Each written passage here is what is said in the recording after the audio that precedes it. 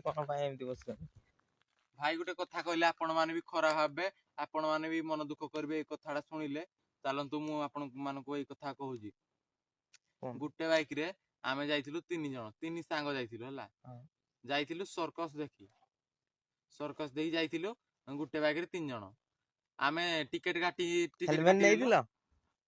Helmet ନେଇନୁ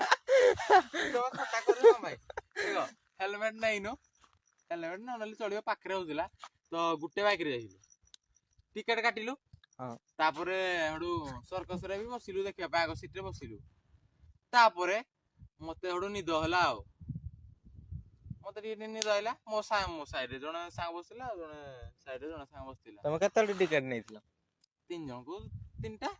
ଆଚ୍ଛା, ତାପରେ କୁରକୁରି ଫୁରକୁରି biscuit ଫିସ୍କିଟ ଆଣିଲେ, ଖାଇଲୁ। ପଇସା ସବୁ ମୁଁ ଦେଲି, ସେମାନେ ତ ମାଗଣି ଖିଆରା। ତ ମତେ ଯେତେବେଳେ ନିଦ ଆସିଲା, ତମ ସାଙ୍ଗର ନାଁ? ମୋ ସାଙ୍ଗର ନାଁ ଜଣକ ନା କହିବିନି, ସେ ଖରାପ ଭାବେ ଭିଡିଓ ଦେଖିଲେ, କହିଲେ ମତେ ପରେ ଗାଳି କରିବେ, ତ ମୁଁ କହିବା ପାଇଁ ଚାହୁଁନି।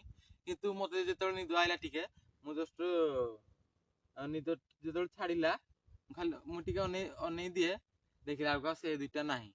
ଏତେ ମାନେ ଗାଣ୍ଡି ମରା ସାଙ୍ଗ ମତେ ଛାଡିକିନା ପଳେଇ ଏତେ କି। ବାଇକ୍ ଚାବି କାହା ପାଖରେ ଥିଲା? ବାଇକ୍ ଚାବି ତାଙ୍କ ପାଖରେ, ମୋ ସାଙ୍ଗ ପାଖରେ। ଆଚ୍ଛା, ବାଇକ୍ ଟି ମାନେ କାହାର? ମତେ ଛାଡି ଆଇଲେ, ମୁଁ ମୋର ଚାଲିକିନା ଆଇଲି। ବାଇକ୍ ଟି କାହାର? ବାଇକ୍ ମୋ ସାଙ୍ଗର, ମତେ ଛାଡି ନା ଆଇବା କଥା କି।